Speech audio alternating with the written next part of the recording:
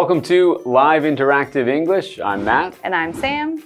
Today we are reading an article called The Many Faces of Elves. Okay, that's kind of an interesting title. Do they mean that elves have many faces and they can change their faces?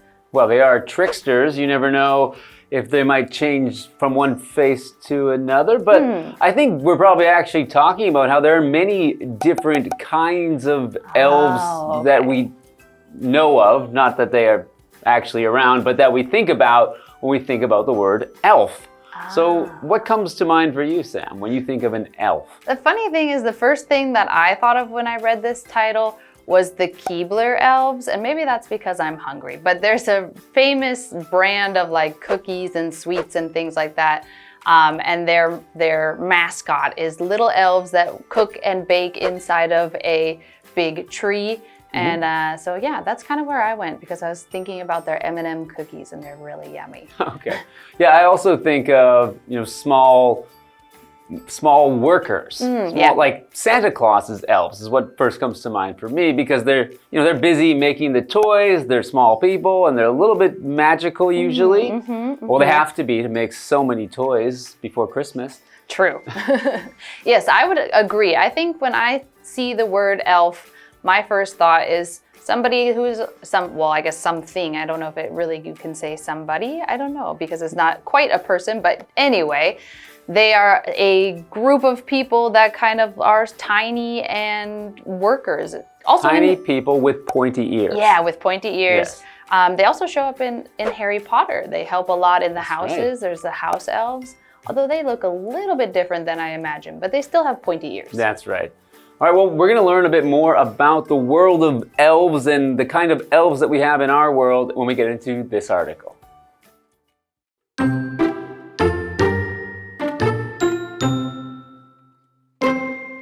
They are tall, elegant, immortal artists who speak beautiful languages and are warriors with better aim than any human archer. This is the image of elves that most of us recognize from modern films and video games. But that familiar picture is surprisingly recent and largely the creation of J.R.R. Tolkien, whose mid-1950s novel, The Lord of the Rings, changed fantasy forever. After Tolkien's books became global classics, films, games, and other writers adopted his vision, but long before this, elves appeared in different forms across cultures.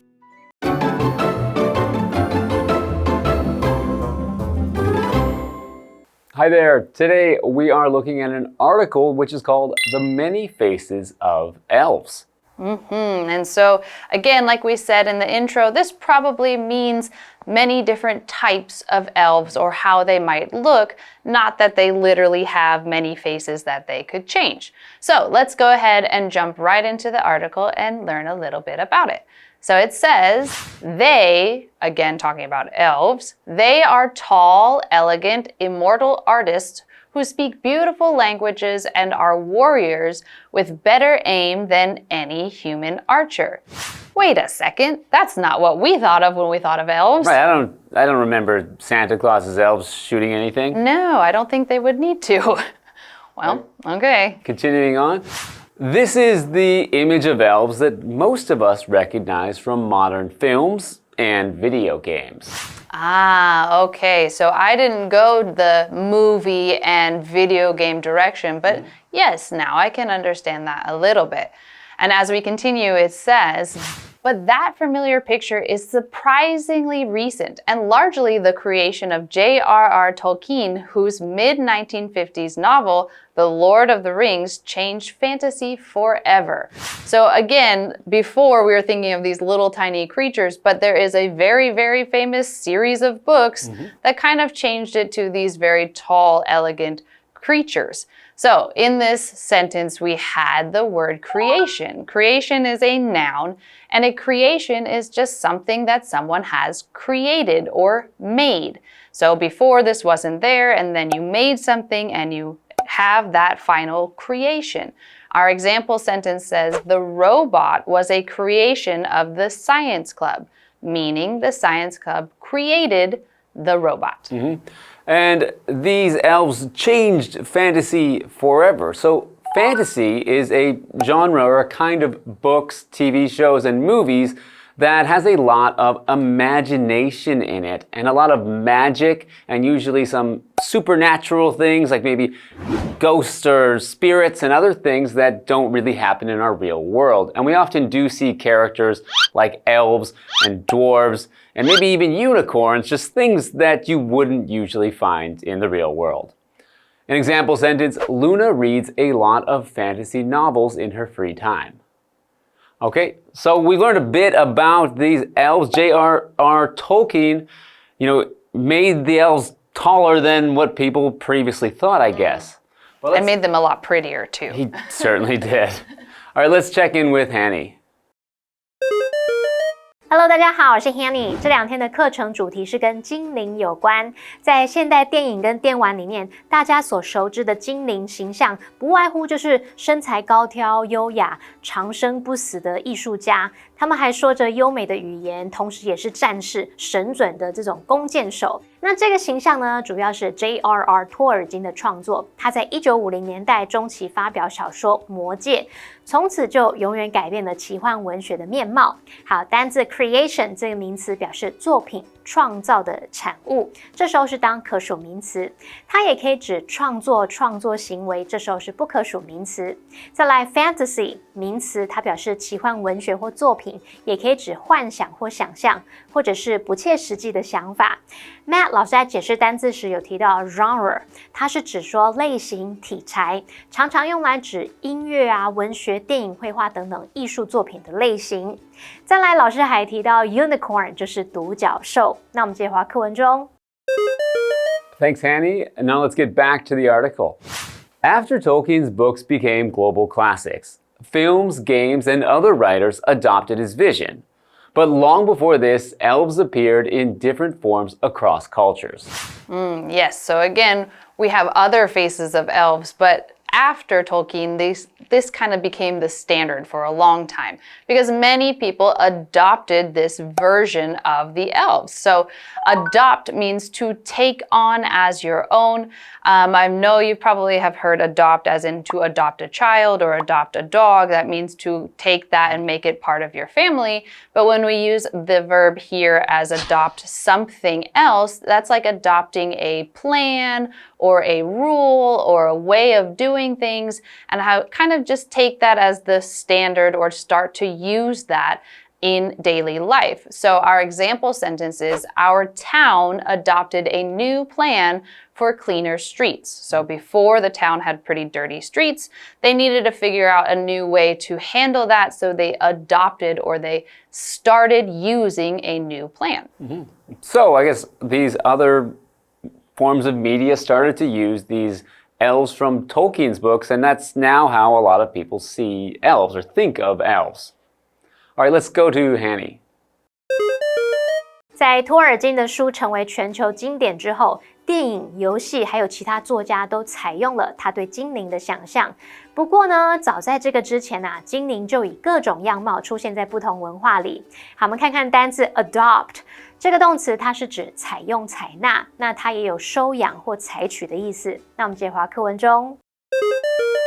All right, so we had just read that there is kind of a newer version of elves, but there are many stories and legends where elves don't look like Tolkien's elves. So let's go ahead and get to the second part of the article, and we'll be right back.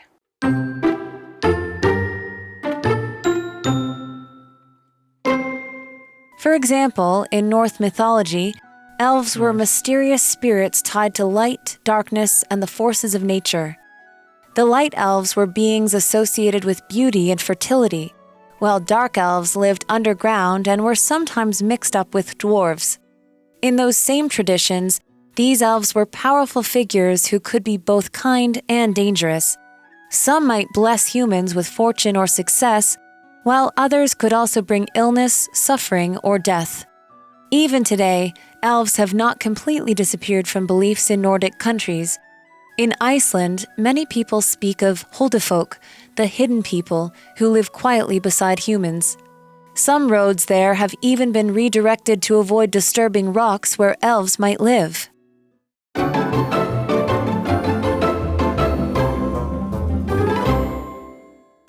right, so we are back, and we had just talked about how, yes, most people now think of these really tall elves, but there are many stories where they didn't look like that. So let's go ahead and go to the article and see some of the other types of elves from stories and myths and legends. So we see here it says, for example, in Norse mythology, elves were mysterious spirits tied to light, darkness, and the forces of nature. Okay, very interesting. The light elves were beings associated with beauty and fertility, while dark elves lived underground and were sometimes mixed up with dwarves. Oh, okay. And then it continues on and says, in those same traditions, these elves were powerful figures who could be both kind and dangerous. Okay, so that kind of still is tied to kind of what we think of when we think of elves, of having some kind of magical power or some kind of influence on the world around them. That's right. Some might bless humans with fortune or success, while others could also bring illness, suffering, or death. Okay, well that's so some very good elves and some very bad elves. So some would bless humans with fortune or success. So to bless someone with something means to provide or give someone something that is of very high value, something that is very desired or wanted by that person. So if someone blesses you with something, they're giving you something you really wanted. So an example sentence, nature blessed the valley with clean air and beautiful views. Well, it sounds like in those times with the Norse mythology, people probably gave offerings or something to these elves because they probably would hope that they would get blessed and not be affected by the dark elves. I guess so. All right, let's go to Hanny. 课文提到，在北欧神话里，精灵是跟光明、黑暗还有自然力量相关的神秘灵体。那么光精灵是跟美丽还有丰饶有关，那么暗精灵是住在地底，有时候还会跟矮人混淆。那这些精灵他们是具有强大力量的角色，可能兼具了仁慈还有危险这两面。有些精灵会赐予人类好运跟成功，有些则是可能带来疾病、苦难或甚至是死亡。好，单字 bless。它当动词表示赐福，带来好运或是祝福。Bless A with B 表示使 A 有幸拥有 B， 将 B 赐予 A。那么 Sam 老师这时候用到 offering 这个名词，它表示祭品、贡品的意思。好，这边有两个重点。第一个要介绍片语动词 mix up， 它当及物用，是指把什么搞混，把什么放错位置。我们以下要介绍两种常见句型，一个是用 mix up 后面接复数名词，例如 Someone has mixed up all the documents， 有人把所有文件搞混放错位置了。第二个要介绍 mix up A with B。好，举例来说 ，She accidentally mixed up salt with sugar while making cookies。她做饼干时不小心把盐跟糖搞混了。好，第二个介绍 some others 是表达有些怎么样，有些怎么样，用来列举没有限定范围的人或事物。Some 跟 other 也可以当形容词用，那这时候用法就是 some 名词other 名词只是为了避免重复名词，后面这个 other 名词常常就用代名词 others 来代替。举例来说 ，Some people like pop music, while others enjoy classical music。有些人喜欢流行音乐，而有些人则喜欢古典音乐。好，那比较一个用法，如果是只限定于两类，这时候要加上定冠词，写作 some the others 去表达有些怎么样，其余的怎么样。例如 ，Some of the books are in Chinese, the others are in English。有些书是中文的，其余的剩下的那些是英文的。那我们接回课文中。Okay, so we are back and we are going to jump right back into the article, and it says, even today, elves have not completely disappeared from beliefs in Nordic countries. In Iceland, many people speak of huldufolk, the hidden people, who live quietly beside humans. Oh, that kind of sounds a little bit creepy, like hidden people and they live close next to humans but kind of off to the side. Well, as long as they stay hidden, maybe that's okay. Oh, maybe that's okay. You never have to see them. All right, continuing on. Some roads there have even been redirected to avoid disturbing rocks where elves might live. Okay, so they actually take it serious enough to maybe go around big rock structures that they might, maybe in history or in legend, there might have been elves living there because they didn't want to disturb them. This verb just means to bother them, bother something, or disrupt something. So if you've probably seen this if you have traveled somewhere and stayed in a hotel, you might have a little sign that you can hang on the door that says do not disturb. That means that maybe you're inside of your room and you don't want housekeeping to come and knock on your door and kind of bother whatever you are doing. Maybe you want to sleep in and so you don't want them to come early in the morning and try to change your sheets and clean your room and all that kind of stuff. So our example sentence is, Matthew's neighbors said his music was disturbing them. So it was bothering them or annoying them or just causing them distress in some way. Okay, let's go to Hanny and see what she has to say. 即使到了现在，精灵并没有从北欧国家的信仰中完全消失。在冰岛，许多人会提到这种隐藏的人们，他们就静静地生活在人类的身边。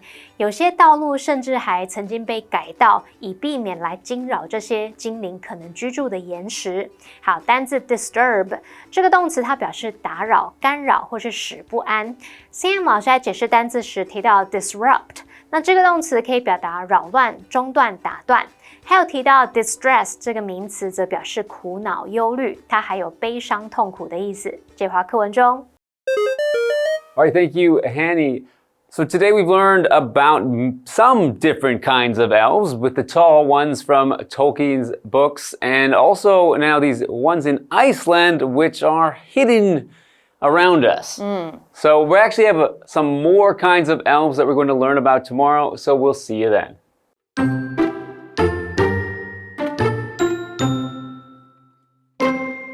They are tall, elegant, immortal artists who speak beautiful languages and are warriors with better aim than any human archer. This is the image of elves that most of us recognize from modern films and video games. But that familiar picture is surprisingly recent, and largely the creation of J.R.R. Tolkien, whose mid-1950s novel, The Lord of the Rings, changed fantasy forever. After Tolkien's books became global classics, films, games, and other writers adopted his vision, but long before this, elves appeared in different forms across cultures. For example, in Norse mythology, elves were mysterious spirits tied to light, darkness, and the forces of nature. The light elves were beings associated with beauty and fertility, while dark elves lived underground and were sometimes mixed up with dwarves. In those same traditions, these elves were powerful figures who could be both kind and dangerous. Some might bless humans with fortune or success, while others could also bring illness, suffering, or death. Even today, elves have not completely disappeared from beliefs in Nordic countries. In Iceland, many people speak of Huldufolk, the hidden people who live quietly beside humans. Some roads there have even been redirected to avoid disturbing rocks where elves might live.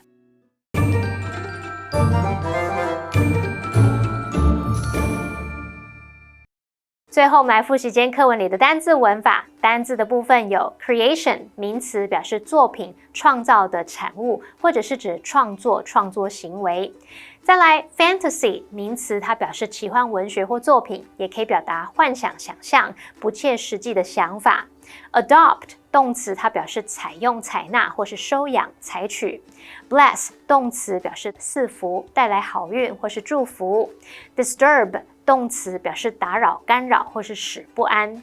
文法的部分，第一个学到片语动词 mix up 做及物用，是指把什么搞混，把什么放错位置。第二个学到 some others 是表达有些怎么样，有些怎么样，是用来列举没有限定范围的人或是事物。好，那以上是今天的讲解，同学们别走开，马上回来哦。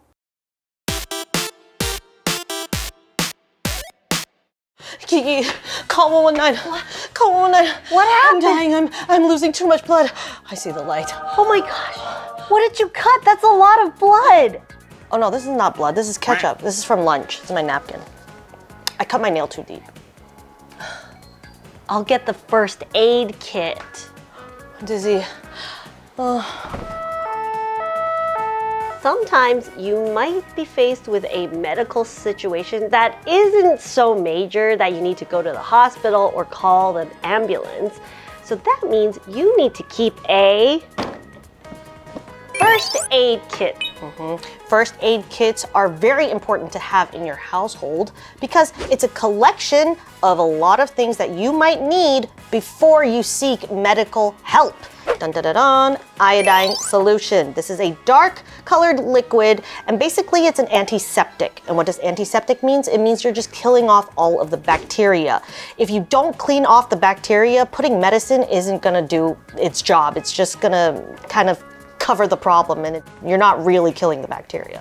There are some things you can't clean with iodine. Like your eyeballs. Yes, like your Oof. eyeballs. Well, you would use some saline solution. So saline solution could be used to flush things out of your eyeballs, but sometimes in wounds or cuts, you could use saline water to flush out the little stones or sand before you use iodine and then before you apply medication. Well, that's all we have for today. Remember, it is important to learn some basic medical care. That way we can prevent any injuries from getting worse. But that is all we have for today. Remember to follow us on Instagram and send us a DM or an email if there's something you want to say in English, but you just don't know how. Kiki, anything else? Don't eat your cotton swabs. KiWi later!